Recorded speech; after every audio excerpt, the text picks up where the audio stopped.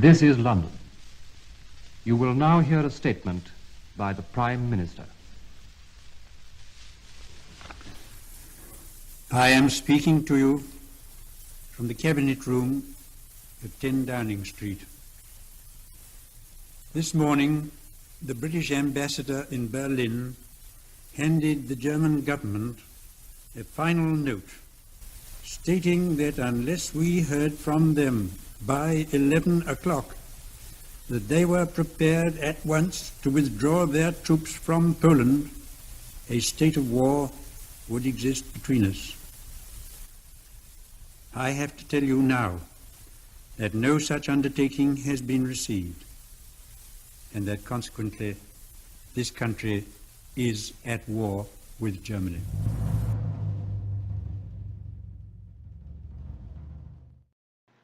It was quickly recognized by the British government that they did not have the space to accommodate both training and operational facilities. Aerodromes in the United Kingdom were vulnerable to enemy attack. It was because of this that they turned to the Dominions for assistance.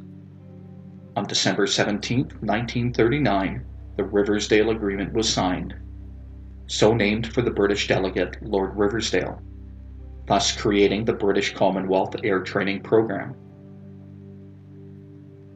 Canada offered specific advantages to the Commonwealth's effort. Its proximity to England allowed for easier transportation of men and equipment. Canada had a large capacity to manufacture aircraft, and Canadian industries had easy access to the United States market for aircraft parts and materials. Upon considering the United Kingdom's proposal, Canadian Prime Minister Mackenzie King believed the training program would be the most essential military action that Canada could undertake. It was an opportunity for the Canadian government to make a significant commitment to the Allied war effort. The agreement was signed by the United Kingdom, Canada, Australia, and New Zealand on December 19, 1939, and listed the percentage of trainees each country would send, the percentage of costs each country would take on, the training schedules, and the aerodrome opening schedule. To accommodate its shortage in foreign currency, the United Kingdom was to pay its portion by supplying and transporting necessary materials that Canada could not provide, such as aircraft, spare parts, airframes, and engines.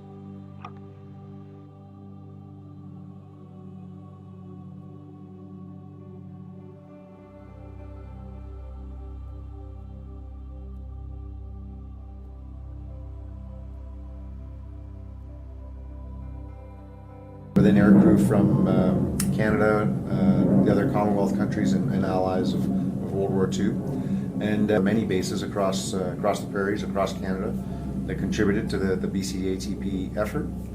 I believe there was over 130,000 Commonwealth aircrew that were trained as part of the program during the war years. Within 2 years, Canada had built more than 150 airfields and established almost 100 training schools for pilots and aircrews. Bases were spread from coast to coast, and Saskatchewan was second only to Ontario for the most bases in Canada. Saskatchewan had approximately 21 schools with 14 bases and about 30 relief fields built to accommodate training throughout the province. To make room for flying operations and keep airspace relatively uncrowded, the air bases were located between 2 to 5 kilometers from a community. This was done to maintain proximity to a source of support workers, material, and food, as well as give marooned students some sort of nightlife. For many of these bases, 1, 2, or even 3 relief landing fields were created. These fields were to reduce congestion at the main field, as scores of training aircraft did touch-and-goes and circuits. In themselves, relief fields were often complete airports with buildings, paved runways, and staff. Well, I joined up in June 1940.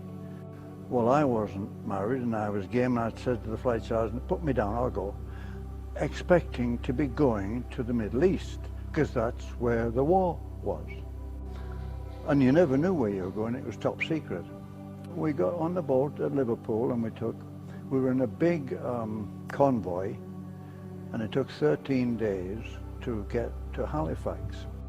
So we're wondering, what are we going to do? Why are we going to Halifax? There's no war in this country. See, we didn't know what was going on in this country, so I know what's going to happen. We're going to cross Canada to Vancouver, and then we're going to go into Japan from there. That's it, you see.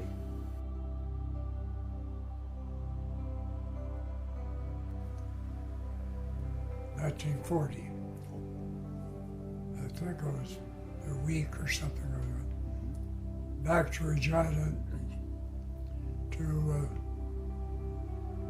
initial training school, ITS, Right.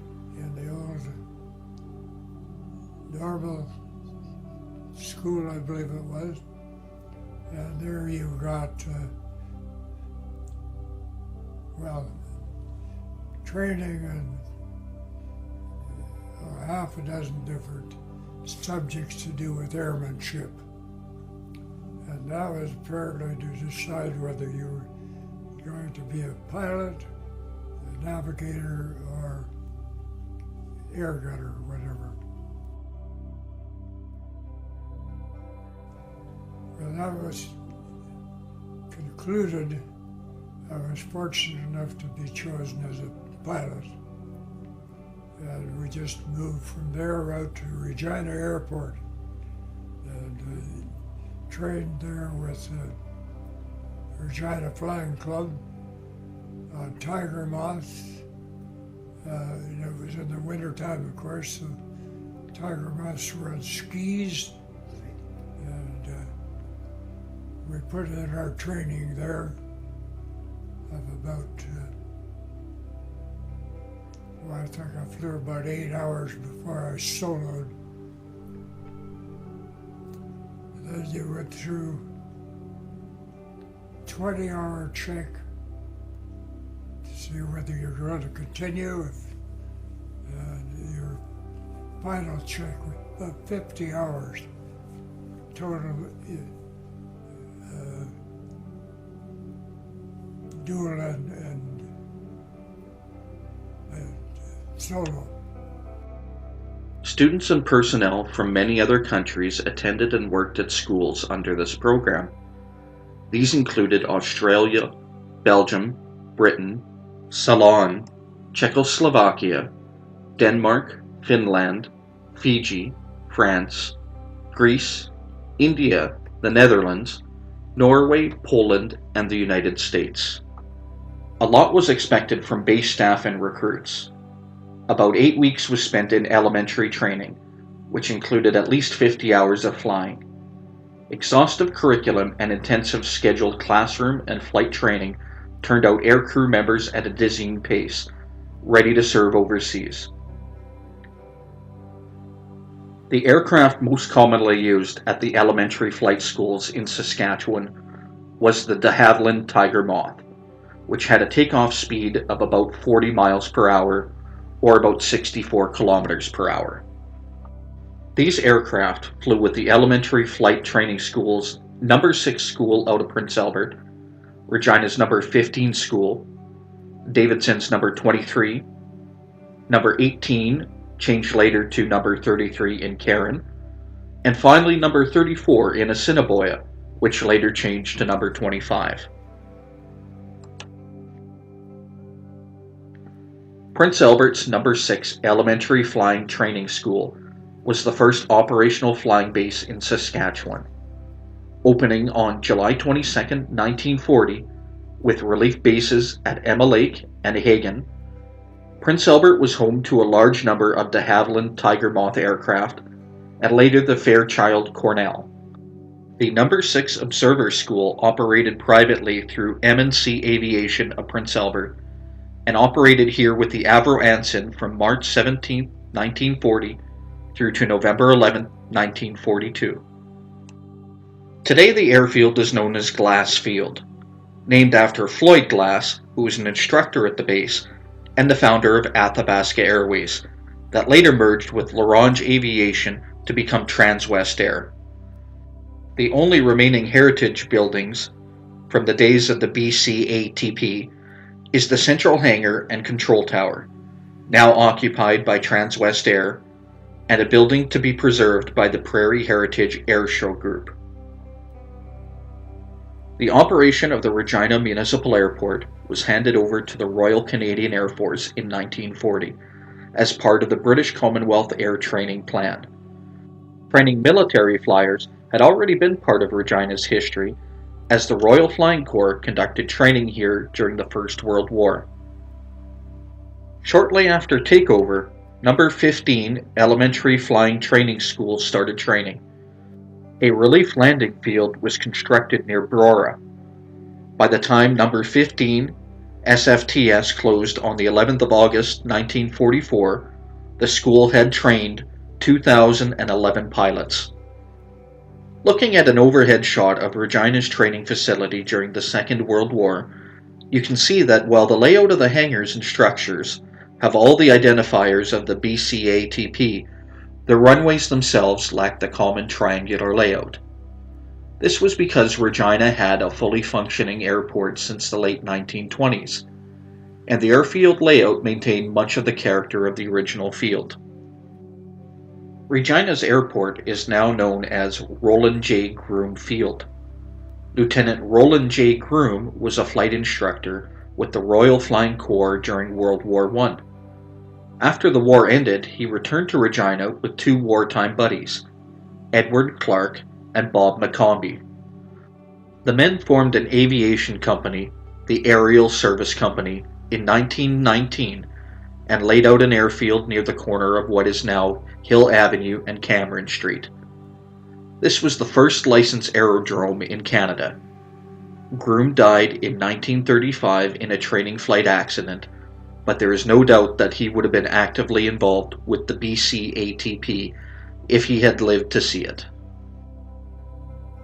The Royal Air Force originally opened No. 33 Elementary Flight Training School on January 5, 1942, near the town of Cairn, and a relief landing field was constructed near the hamlet of Beauharn. The facility was managed by civilians from the Aero Club of British Columbia and performed elementary flying training on the Fairchild Cornell. As the British Commonwealth Air Training Plan wound down at the end of the war, the flying school closed on January 14th of 1944. During its operational life, Cairn graduated 1,837 airmen who went on to service flying training. Sadly, like many operational flying schools of the BCATP, 10 airmen lost their lives in flying accidents while stationed at the airbase. No. 33 EFTS was established and operated by the Royal Air Force at its inception. No. 18 EFTS Boundary Bay, BC was closed because of pressure brought on by the training of air crews in B-24s and other large operational aircraft on the coast. No. 18 EFTS was ordered to take over the Cairn School on April 30, 1942. In fact, No. 18 EFTS was permanently closed on May 20, 1942. The Boundary Bay Flying Training Company did, however, take over the training operations of what remained as No. 33 EFTS under the direction of RAF and later RCAF supervisory personnel. The Cairn Aerodrome continued in the employ of the BCATP after the closure of the No. 33 EFTS as a relief landing field for the No. 33 Service Flying Training School, SFTS Moose Jaw, then abandoned. In a swords to plowshares switch, the site was taken over by the Briarcrest Bible Institute and renamed Cairnport in 1946. The Royal Air Force originally opened the Assiniboia Base for No. 34 Elementary Flying Training School on February 11, 1942, and also operated the de Havilland Tiger Moth at the beginning, but later transitioned to the Fairchild Cornell. It was located 13 kilometers northeast, which, according to the air crews, was quite decidedly in the middle of nowhere. In addition, a relief landing field was constructed near Assiniboia at a place called Lethburn. Number 34 EFTS was managed by the civilian Winnipeg Flying Club. One of the longest-serving instructors at Assiniboia was Lieutenant Archie Penny. Archie accumulated nearly 700 hours on the Cornell while instructing pilot trainees at the facility. Number 34 EFTS closed January 30th, 1944. The aerodrome was taken over by the RCAF, and number 25 EFTS stood up in its place. Number 25 EFTS had a brief existence though, and by the time it closed on January 28, 1944, 2,560 student pilots had graduated from Assiniboia under both schools. Very little remains of the old school today, with only the airfield and the gun butts remaining. All the buildings were either torn down or moved off-site. 2 hangars were moved to Regina and the drill hall to Moose Jaw, while the hospital, recreation hall, workshop, officers' barracks, and the dental building were moved to Assiniboia itself. Living near the end of one of the 3 Assiniboia runways was a young boy by the name of Harry Werrett. Harry, inspired by the pilots and instructors, would become a pilot and aircraft maintenance engineer. More than that, Harry would collect surplus aircraft after the war and would spend a lifetime restoring them to flying condition. The Saskatchewan Aviation Historical Society is proud to display Harry's Tiger Moth, Cornell, and Harvard, and are currently restoring a Fleet Fort and an Avro Anson from Harry and his family. Vintage Wings of Canada owns his Lysander, and Canadian Car and Foundry built Hurricane Mark 12. It is because of individuals like Harry and others that we have examples of these historic aircraft today. The airfield is now the Assiniboia Airport. A cairn was constructed on the property to pay tribute to the personnel who served at both number 34 and number 25 EFTS. Number 23 EFTS opened near Davidson on November 9, 1942. Of all the EFTS facilities in the BCATP, Davidson was the sole elementary field not under civilian management. It was operated directly by the RCAF. The school relocated to Yorkton in January of 1945 and operated Fairchild Cornell aircraft for elementary training throughout its operation in Davidson. Successful elementary flight trainees then progressed into Service Flying Training School for more advanced instruction. Because the syllabus was revised throughout the war, the course varied in length from 10 to 16 weeks, and flying time varied from 75 to 100 hours. Potential fighter pilots trained on a single-engine North American Harvard, while pilots selected for bomber, coastal, and transport operations received training on twin-engine Avro Ansons, Cessna Cranes, and Airspeed Oxfords. Bruce Forsyth wrote extensively about the former BCATP base at Saskatoon. The base operated Avro Anson and Cessna Crane twin-engine trainers.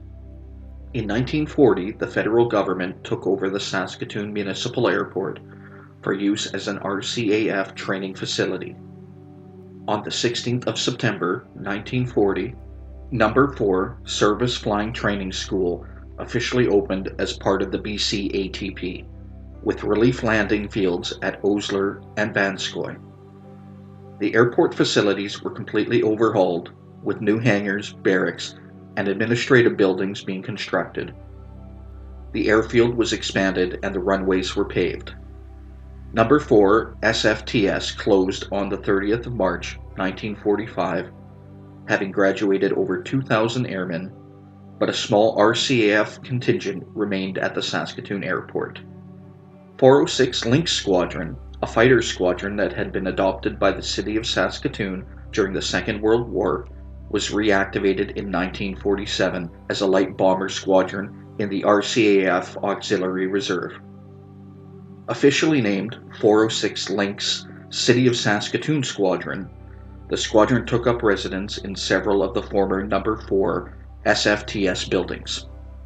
During the 1950s, Saskatoon became one of the major military centers in Western Canada. As a result of the RCAF's post-war expansion, RCAF Station Saskatoon reopened as an air training facility in October of 1950. That same year, No. 23 Wing was formed to oversee 406 Lynx Squadron and several other auxiliary reserve squadrons in Western Canada. No. 1 Advanced Flying School opened at the station in 1952. One of the many flying training schools opened across Canada to train RAF, RCAF, and NATO aircrews. Students at the school trained on Mitchell bombers and Expediter aircraft trainers. Other larger units at the station included No. 3043 Technical Training Unit Auxiliary and No. 4002 Medical Unit Auxiliary. In 1956, the Instrument Flying School moved to Saskatoon from RCAF Station Centrilla. RCAF Station Saskatoon closed in 1964, and both 406 Squadron and 23 Wing were disbanded. RCAF Detachment No. 1005 Technical Support Depot was established at the site, occupying 4 of the station's BCATP era hangars. The detachment served as a disposal and storage facility for surplus aircraft, including the C-119 Flying Boxcar, Expediter, Neptune, Harvard trainers, and the Yukon transport aircraft. In fact, it was at No. 1005 TSD that the last 5 Harvard aircraft in the RCAF inventory were brought for disposal. The remainder of the property was turned over to the Federal Department of Transport and reverted to its original role as a civilian airport, now known as the Saskatoon John G. Diefenbaker International Airport. Nothing remains at RCAF Detachment Osler, as it was plowed under for farming long ago. The abandoned airfield remains at the former RCAF Detachment in Vanscoy. The declaration of World War II resulted in the Moose Jaw Flying Club initially contracted to provide pilot training for the Royal Canadian Air Force. However, this was soon replaced by the far larger British Commonwealth Air Training Plan, which saw the Government of Canada acquire the aerodrome and completely reconstruct it into RCAF Station Moose Jaw in 1940, with the new aerodrome opening in 1941. Initially, the Royal Air Force trained exclusively at the base under the RAF's No. 32 Service Flying Training School, using Harvards and later Oxfords. No. 32 SFTS eventually broadened its intake to train 1,200 pilots for the Air Forces of Canada, the United Kingdom, Norway, New Zealand, Poland, France, Czechoslovakia, Belgium, the United States, and the Netherlands. In 1946, RCAF Station Moose Jaw was decommissioned and the aerodrome was returned to civilian service after the war. However, rising Cold War tensions saw the aerodrome reactivated by the RCAF in 1953 as the site of military pilot training. RCAF Moose Jaw undertook additional construction to support its expanded personnel complement. The base was used by the RCAF and its NATO allies for pilot training, using both single-prop World War II era Harvards and the CT-133 Silver Star jet training aircraft. By the mid-1960s, these were both replaced by the Canadian-built CT-114 Tudor, and today by the CT-156 Beechcraft Harvard II turboprop and the CT-15 Hawk jet trainer. In 1968, the RCAF merged with the Canadian Army and the Royal Canadian Navy to form the Unified Canadian Forces. The base's name was changed to Canadian Forces Base Moose Jaw, usually shortened to CFB Moose Jaw. From 1968 until the formation of Air Command in 1975, CFB Moose Jaw fell under the direction of Training Command and served to house the Tudor jet training program.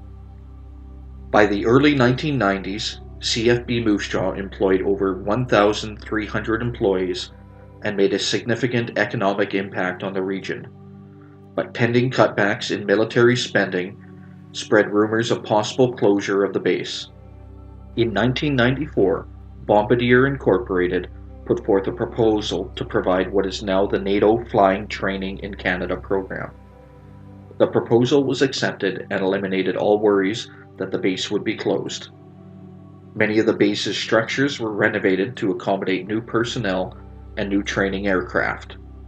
Pilots from Denmark, Singapore, Great Britain, Italy, Hungary, Germany, Finland, and many other allied nations train at CFB Moose Jaw every year, ensuring the base's future with the Canadian Forces. In 2016, operations were taken over by CAE Incorporated, formerly Canadian Aviation Electronics. Today, Moose Jaw is home to No. 2 Canadian Forces Flying Training School and the world-famous snowbirds.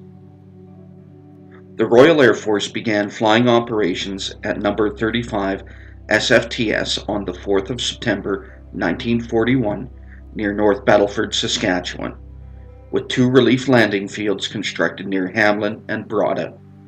The school taught multi-engine flying with the Airspeed Oxford.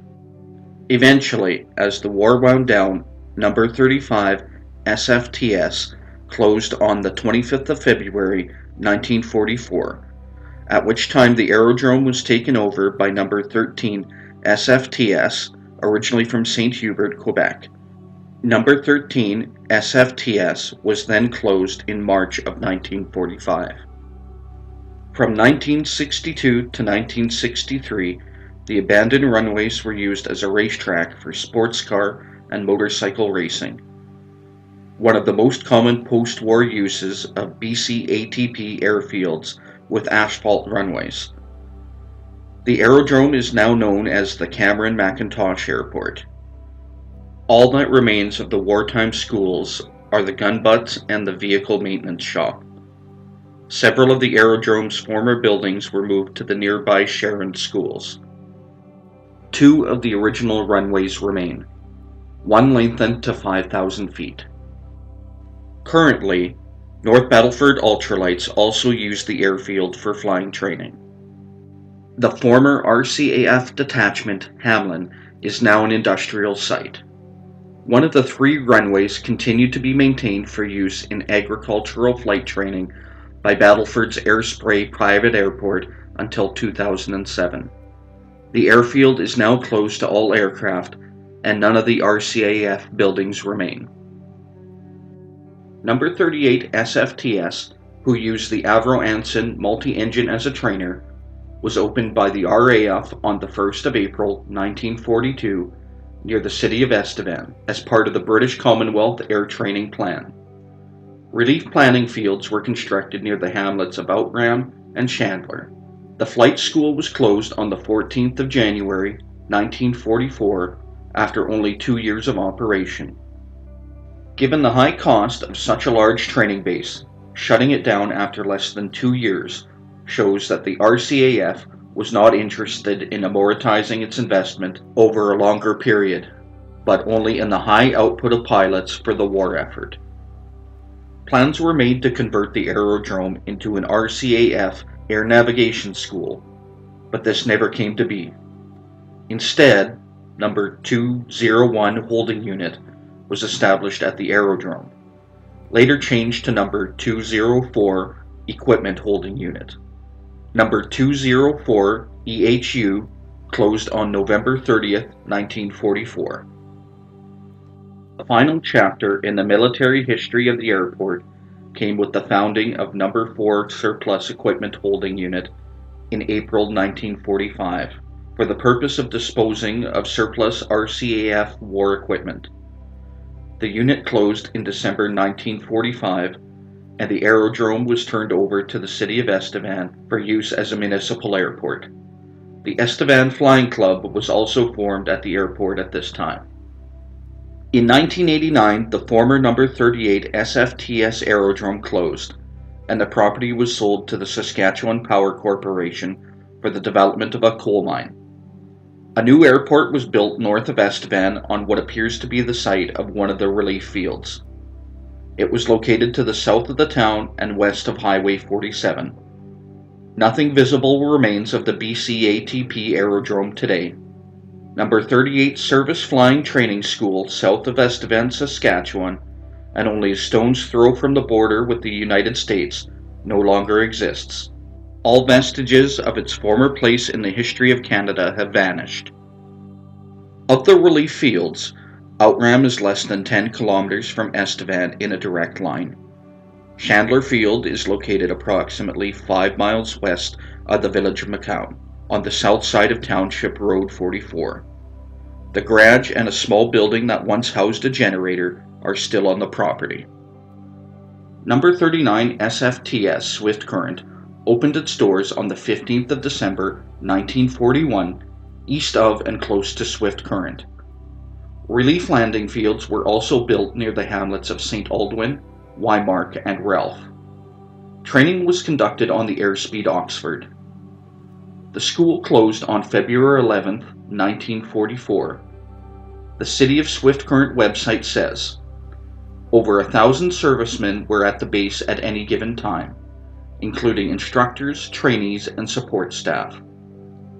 In addition, local people were employed as mechanics, carpenters, cooks, etc. Swift Current businesses benefited greatly by providing goods and services to the base. Airmen on their days off kept Swift Current restaurants, bars, and taxi companies busy. Many families opened their doors to make the young trainees feel at home. A number of married officers and their families rented houses or suites from people in town. Dances, church services, variety shows, frontier days, and sporting events were some of the occasions that brought the servicemen and the community together. The airfield had 3 sets of parallel runways. The aerodrome is now the Swift Current Airport, and 2 of the 6 runways remain in use by the Southwest Flying Club, with one, runway 1230, extended to 4,250 feet. All that remains today of the wartime school is one complete hangar, one partial hangar, the tower for the original control room, but not the control room itself, the gunnery backstop, the maintenance garage, and the water pumping station. All that remains of RCAF Detachment St. Aldwyn is the abandoned airfield and the hangar pads. Number 41 SFTS, training with both the Harvard and the Anson, opened on the 5th of January 1942 with a relief landing field near Halbright, Saskatchewan. The school closed on the 22nd of January 1944. Number 8 SFTS, RCAF, was set up in its place, but the school had a brief existence in Weyburn as it relocated back to Moncton, number 8, on June 30th, 1944, and the station was abandoned. In 2 years of operation in Weyburn, the 2 schools graduated 1,055 pilots and recorded more than 180,000 hours of flight time. The peak month was April of 1943, when over 12,000 hours were logged by 146 aircraft, 136 being single-engine Harvards and 10 twin-engine Avro Ansons. The aerodrome sat abandoned until the early 1950s, when a medical facility for mentally disabled children took over the former station's buildings, remaining until 1957. Western Christian College then occupied the former aerodrome from 1957 until 1989, and it is now the Weyburn Airport.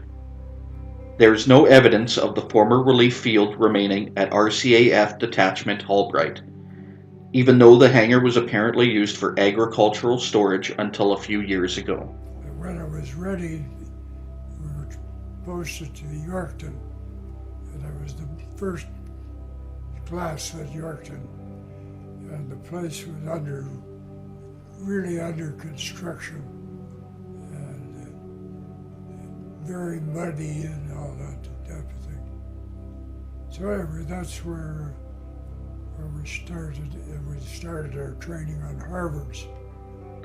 Number 11 SFTS opened on the 10th of April 1941, north of Yorkton as part of the British Commonwealth Air Training Plan, along with relief landing fields near Sturdy, asphalt runways, and the Rhine District, grass runways. The field operated aircraft for the training of both single and multi-engine pilots, the Harvard, Cessna Crane, and Avro Anson. A total of 40 buildings were constructed for the flying school, including a full surgical hospital, one of 4 for all No. 2 Training Command. Unlike most relief landing fields, no buildings were constructed at either the Sturdy or Rhine aerodromes. Number 11 SFTS closed on the 1st of December 1944, and the Cornells of Number 25 EFTS relocated from Davidson, Saskatchewan to Yorkton on the 29th of January 1945. But its existence in Yorkton was brief, as it too closed in September 1945. RCAF Station Yorkton appeared to be destined to become a part of the post-war RCAF. The aerodrome became a storage depot as well as home of No. 2 Flying Training School and the 53rd Heavy Anti-Aircraft Regiment. However, this would be short-lived as the station closed in early 1946. The airport is now Yorkton Airport, CQV. Of all the former school's buildings, only one of the original 7 hangars remain. The abandoned airfield at the former RCAF detachment Sturdy also remains, but there is no evidence left of the RCAF detachment Rhine. Number 3 Air Observer School opened in Regina on the 16th of September 1940. In September 1942, Number 3 AOS opened a detachment at Pierce, Alberta, while also maintaining its site in Regina. The Aerial Observer School continued operating until 6th of June 1943, when both the Pierce and Regina schools closed. Number 6 EFTS was constructed on a broad curve in the Saskatchewan River near Prince Albert, and from the 17th of March 1941 to November 11, 1942, the station doubled as Number 6 Air Observer School, operated by M&C Aviation, bringing Avro Ansons to the flight line. All that remains of the former Number 6 EFTS are 2 BCATP era hangars. A monument was erected to pay tribute to the 17 airmen and 1 civilian who died in training accidents at the school. The RCAF detachments at Hagen and Emma Lake no longer exist. Opened on the 28th of October 1940 near Mossbank, Saskatchewan, Number 2 Bomber and Gunnery School was one of the first major B&G schools to open. The school closed on the 15th of December 1944, having trained 2,539 bomber aimers and 3,702 air gunners. The Mossbank Golf Club now occupies much of the property. A rock cairn was constructed at the golf course to pay tribute to the men and women who served at Number 2 Bomber and Gunnery School. The base was as large as a small town and featured 5 aircraft hangars, barracks, and other living quarters for several hundred men and women. In addition, the base included a parade square, administrative buildings, as well as such amenities such as an indoor swimming pool, a tennis court, theater, an open-air skating rink, and 2 ball diamonds. Students received classroom instruction at Mossbank as well as extensive in-flight training. Exercises included bomb drops over Old Wives Lake on targets representing German submarines. The students often made trips into Mossbank, where they frequented the Hostess Club, which was set up in the old Masonic Lodge. This proved to be a popular social spot throughout the war. All that remains of the old school are the gun butts, the hangar pads, and the abandoned and crumbling airfield, which still sees the occasional crop duster plane. The Canadian Forces Snowbirds, who conduct training over Mossbank, have even been known on occasion to use the airfield. One of the old airfield hangars was relocated to Regina and is now known as the Turvey Centre. The building has been extensively renovated and is now used for events such as wedding receptions, hobby shows, swap meets, and other activities. The community of Defoe, Saskatchewan is located on the south shores of the Quill Lakes region of South Saskatchewan. In 1940, this was a very remote part of populated Canada. Unlike most airfields, which are located fairly close to their namesake towns, the Defoe base was situated more than 20 kilometers from the town itself. Opened on January 7, 1941, Number 5 Bomber and Gunnery School closed on January 11, 1945. Aircraft used at the base include the Westland Lysander, Bristol Bolingbroke, Avro Anson, and primarily the Ferry Battle. The former station property is now used for farming. The only building that remains is one of the hangars, and the only other remnants are the hangar pads, the gun butt, and the crumbling roadways airfield. The property owner still uses a portion of the old airfield as a private aerodrome. In recent years, Brandon's Commonwealth Air Training Plan Museum coordinated a fly-in to the Defoe field and did a rededication of the airfield to Number 5 Bomber and Gunnery School. They flew in with their Harvard, Cornell, and Stinson, all BCATP markings, and held the dedication ceremony on the ramp in the remaining hangar.